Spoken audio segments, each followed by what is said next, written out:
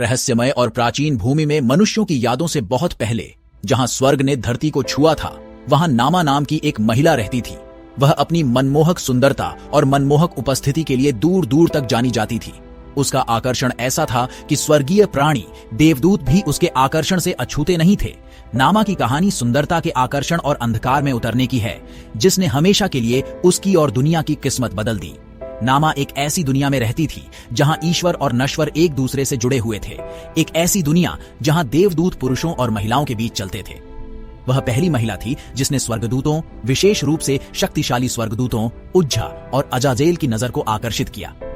ये देवदूत हालांकि अपनी उत्पत्ति में दिव्य थे, लेकिन वे नामा की ओर अप्रतिरोध्य रूप से आकर्षित हुए। उसकी सुंदरता नश्वर समझ से परे थी और उसकी उपस्थिति सबसे मीठी शराब की तरह मादक थी। एक भाग्यशाली शाम जब सूरज क्षितिज के नीचे डूब गया और आकाश गहरे बैंगनी रंग में बदल गया, नामा का सामना हुआ और अजाजेल। वे आकाश से प्रकाश की ज्वाला में उतरे। उनकी आंखों में एक लालसा भरी हुई थी जो उनके दिव्य स्वभाव को प्रकट कर रही थी। नामा अपने लहराते बालों और सितारों की तरह चमकती आंखों के साथ उनके सामने निडर और उत्सुक खड़ी थी। तुम कौन हो? उसने पूछा। उसकी आवाज फुसफुसाहट की तरह नरम थी, फिर भी एक तूफान की तरह शक्तिशाली थी। हम देवदूत हैं, उज्जू ने उत्तर दिया। उसकी आवाज में दुख और इच्छा की धुन थी। हम दुनिया की सुंदरता को देखने आए हैं, लेकिन अब हम खुद को तुम्हारे द्वारा मोहित पाते हैं। उज्झा के बगल में खड़ा अजाजेल नामा से अपनी नजरें नहीं हटा पा रहा था। तुम किसी भी नश्वर से अलग हो जिसे हमने कभी देखा है। हम तुम्हारी ओर आकर्षित हैं, नामा, ऐसे तरीकों से जिन्हें हम समझा नहीं सकते। नामा ने इन दिव्य प्राणियों पर अपनी शक्ति को महसूस करते हुए एक जानकार मुस्कान दी। उसने उनके प्रति एक अकथनीय आकर्षण महसूस किया, एक ऐसी इच्छा जो नश्वर समझ से परे थी। और इस तरह उस भाग्यशाली रात को नामा उज्झा से शादी करने वाली पहली महिला बन गई, एक पतित देवदूत। वह उज्झा और अजाजेल के साथ जुड़ गई और ऐसा करते हुए उसने एक ऐसी सीमा पार कर ली जिसे कभी पार नहीं किया जाना चाहिए था। उनका मिलन अद्भुत और भयानक दोनों था। नामा अब इन शक्तिशाली देवदूतों से बंधी हुई बदलने लगी। वह अब केवल एक नश्वर महिला नहीं थी, वह कुछ और बन गई थी, कुछ और अधिक अंधकारमय। देवदूत उसकी चाहत से भ्रष्ट हो गए, अनुग्रह से और भी गिर गए, और साथ मिलकर उन्होंने अपने आसपास की दुनिया को भ्रष्ट करना शुरू कर दिया। नामा की सुंदरता, जो कभी प्रशंसा का स्रोत थी, प्रलोभन और विनाश का हथियार बन गई।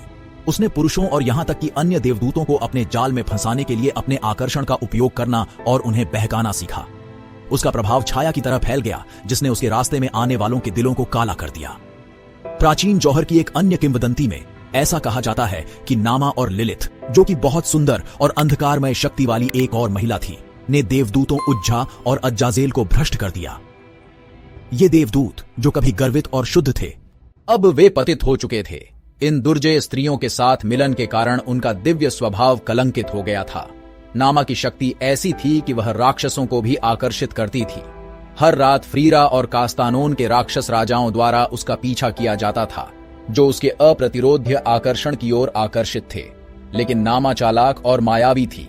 हमेशा समय रहते छलांग लगाकर दूर भाग जाती और अनेक रूप धारण कर पुरुषों और स्वर्गदूतों को समान रूप से लुभाने के लिए जारी रखती। नामा का एक पतित स्वर्गदूत की दुष्ट पत्नी में परिवर्तन पूरा हो गया था। वह अपनी शक्ति का आनंद उठाती थी और इसका उपयोग अराजकता और भ्रष्टाचार फैलाने के लिए करती थी। स्वर्गदूत, जो कभी उसके पूजा करते थे, अब अंधकार के जाल में फंस गए थे, अपने पूर्व गौरव को वापस पाने में असमर्थ थे। नामा की सुंदरता, जो कभी एक उपहार थी, एक अभिशाप बन गई थी, जो उसे और उसके आसपास के लोगों को एक ऐसे रसातल में ले जा रही थी। उसकी कहानी धीमी आवाज में सुनाई गई। यह चेतावनी भरी कहानी थी कि कैसे सबसे पवित्र प्राणी भी निषिद्ध प्रेम के लालच में बहक सकते हैं। नामा का प्रभाव उसके साथ ही समाप्त नहीं हुआ। उसने जो दुनिया छोड़ी थी, वह उसके कार्यों से हमेशा के लिए बदल गई। पतित स्वर्गदूत, जो अब नश्वर क्षेत्र से बंधे हुए थे, ने अपना भ्रष्टाचार फैलाना जारी रखा, मनुष्यों के दिलों और दिमागों को प्रभावित किया।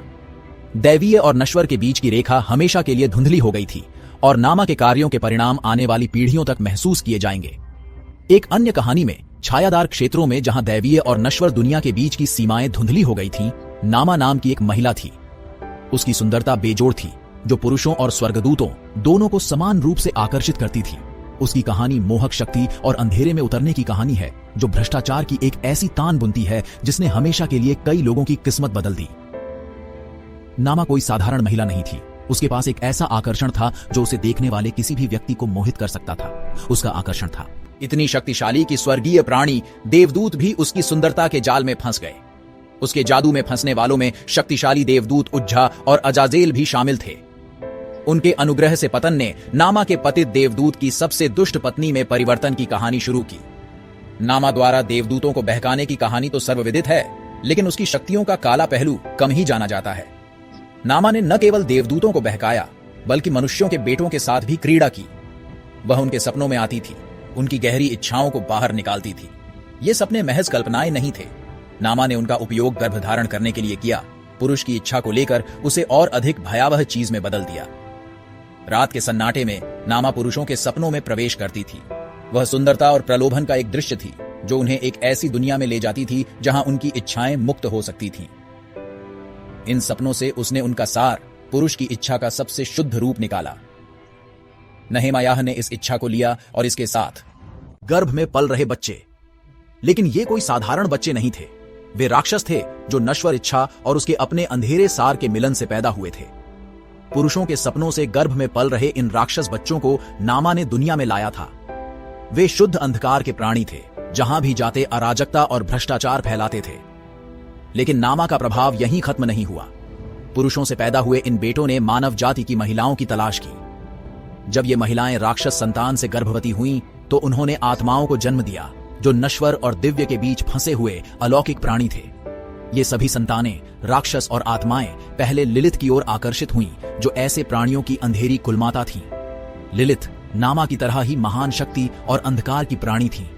उन्होंने इन बच्चों का स्वागत किया, उनका पालन पोषण किया और उन्हें छाया के तरीके सिखाए। उनके मार्गदर्शन में नामा की संतानें ताकत और चालाकी में बढ़ीं और नश्वर दुनिया में अराजकता और भ्रष्टाचार के एजेंट बन गईं। नेहेमा का पतित देवदूत की सबसे दुष्ट पत्नी में रूपांतरण पूरा हो गया था। वह अपनी शक्ति का आनंद लेती थी और इसका उपयोग दुनिया में अंधकार लाने के लिए करती थी।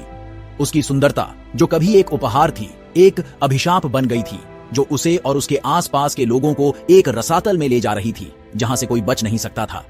हर रात नेहेमा अपना काला काम जारी रखती थी।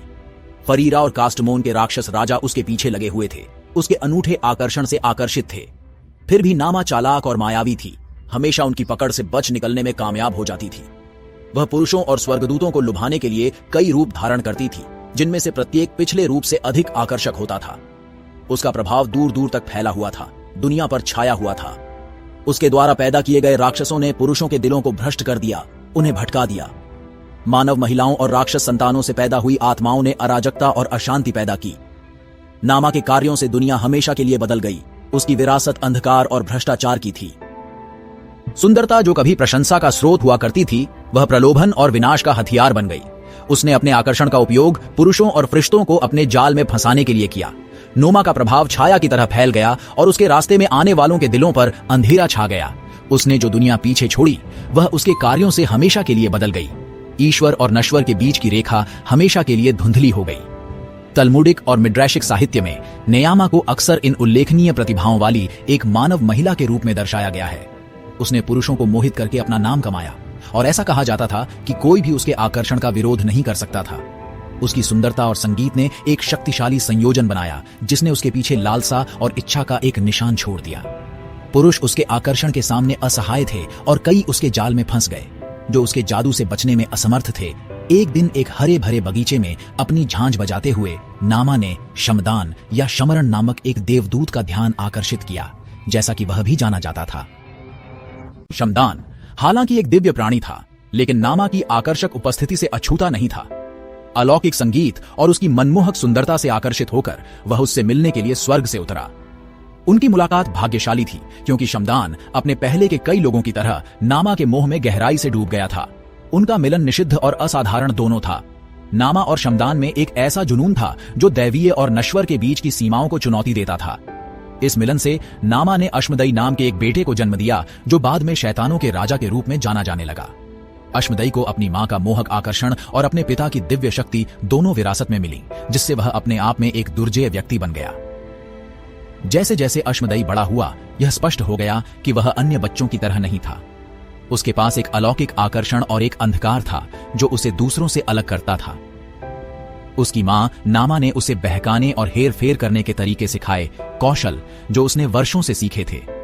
अश्मदई ने जल्दी ही सीख लिया और जल्द ही वह अपनी मां से आगे निकल गया और राक्षसों के बीच एक शासक बन गया। उसने अपनी विरासत में मिली शक्तियों का इस्तेमाल आत्माओं की सेना को नियंत्रित करने के लिए किया, जो पूरे देश में अराजकता और भ्रष्टाचार फैला रही थी। एक मानव मोहिनी से एक अमानवीय आत्मा में नाओमा के परिवर्तन को गुप्त साहित्य में और अधिक विस्तार से बताया गया है, खासकर जौहर में। इन रहस्यमय ग्रंथों में नामा की प्रकृति और भी जटिल और भयावह हो जाती है। वह अब केवल एक सुंदर महिला नहीं है जो पुरुषों और स्वर्गदूतों को मंत्रमुग्ध करती है, वह एक शक्तिशाली और दुष्ट आत्मा में विकसित होती है। आपके समर्थन के लिए धन्यवाद।